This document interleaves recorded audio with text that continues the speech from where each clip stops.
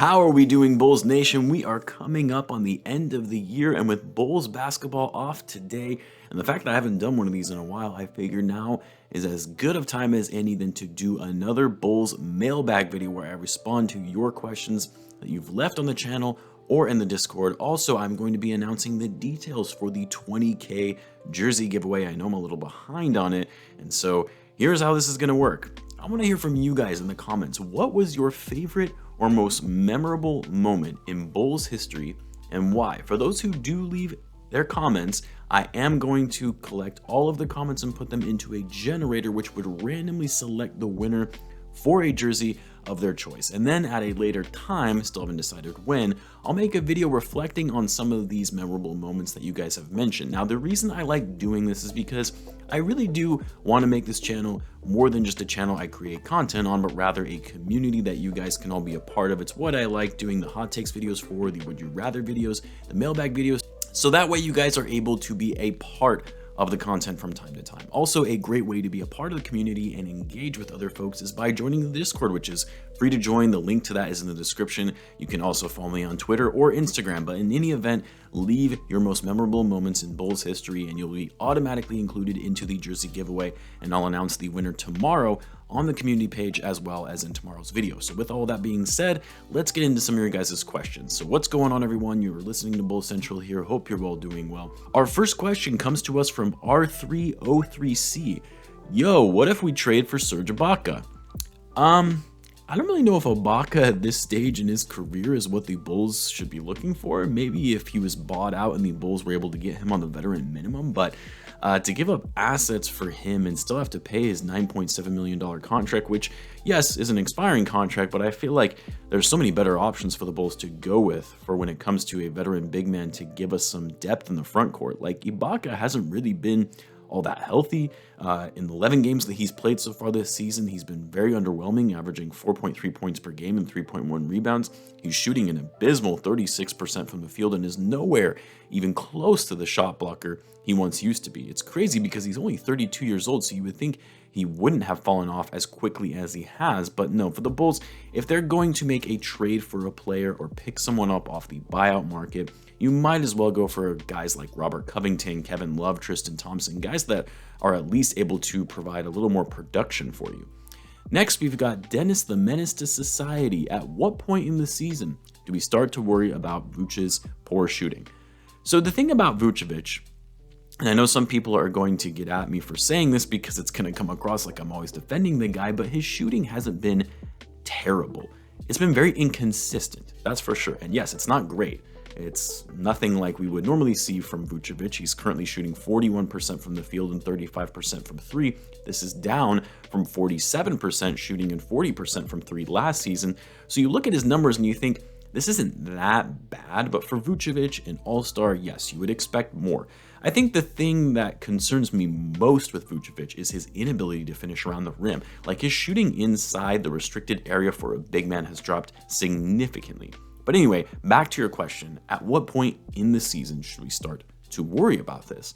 Honestly, if Vucevic is still playing in this manner where he's inconsistent with his shooting, he's not being aggressive, he doesn't have the confidence and starts passing up on shots like we saw him do at the beginning of the season because he was shooting so poorly, I would say if we're still seeing this by the end of January, yeah, that's a problem because now we're nearing the halfway mark of the season by that point, and this narrative that Vucevic always has slow starts to his season, well, that no longer applies, and it just simply becomes reality by that point. I do think that Vucevic will get it together, though, and he'll be fine. You've already started to see him come out of that slump a bit after this week-long break that the Bulls have had, so hopefully we see that trend continue.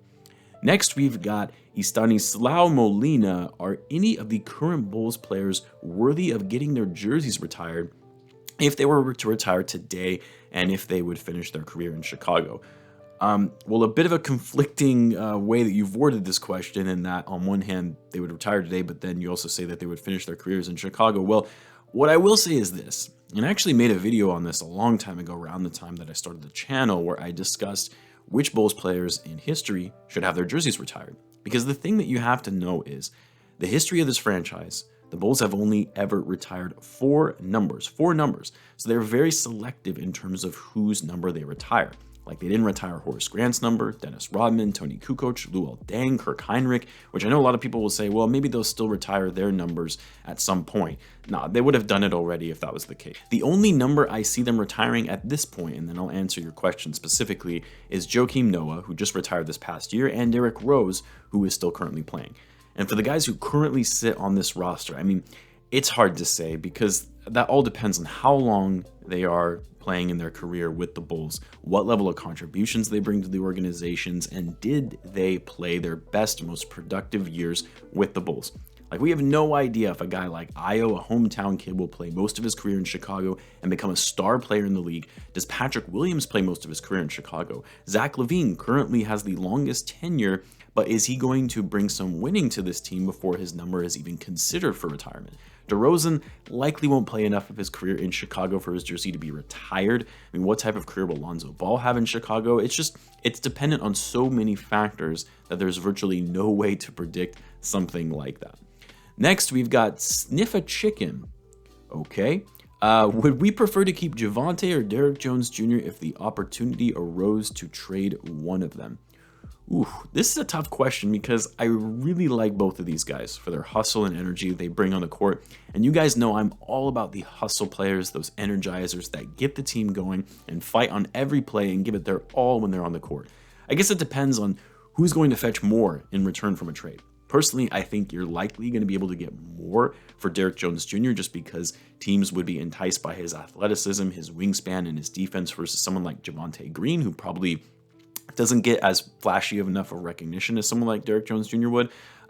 Jones Jr. is also on an expiring contract as well, which always makes it a contract that is easier to trade. So I guess in this instance, I would rather give up Derrick Jones Jr. because he'll likely get you a higher return in a trade. But honestly, I wouldn't want to give up either unless, of course, you're getting a steal of a trade from them in this instance.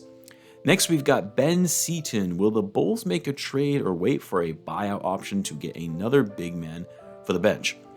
I mean, I could see both scenarios happening where they make a trade at the deadline, but also pick up a bought out free agent after the deadline. Because here's the thing, the great thing about the Bulls finally being a good team again is that it gives them the luxury to actually have some of these bought out free agents want to come play in Chicago for the veteran minimum rather than staying on a losing team. I would say if either situation is more likely, it's probably going to be picking someone off the buyout market just because the Bulls don't really have the trade assets to make a significant trade work unless they want to include Patrick Williams, which I don't think they should do at all, nor do I think that they're going to anyway.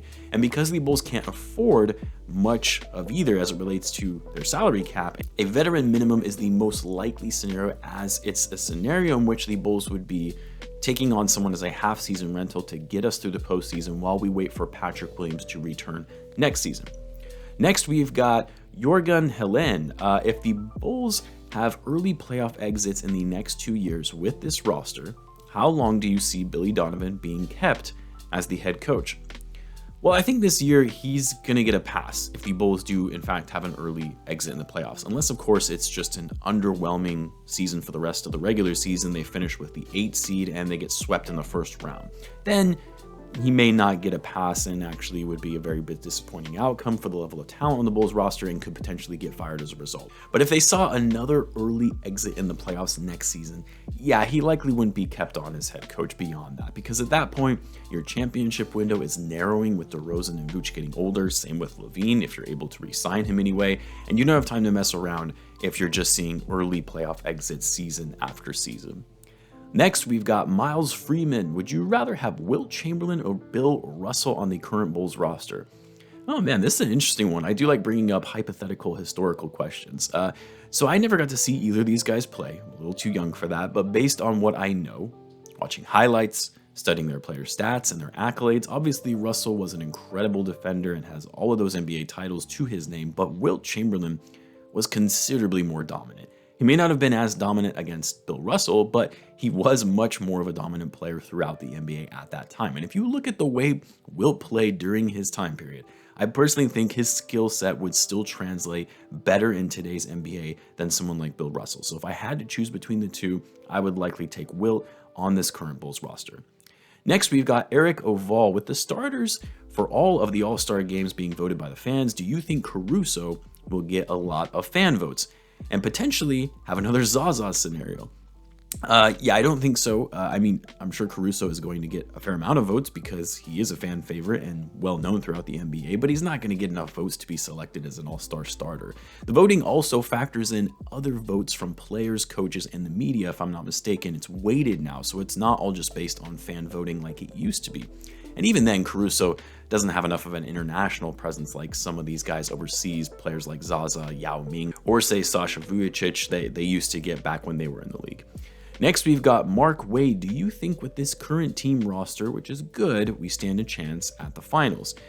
No, I wouldn't say it's very likely with our current roster. I think it's possible for the Bulls to make a deep playoff run, but I talked about this in one of my recent videos discussing whether the Bulls should go all in for a piece to make them title favorites.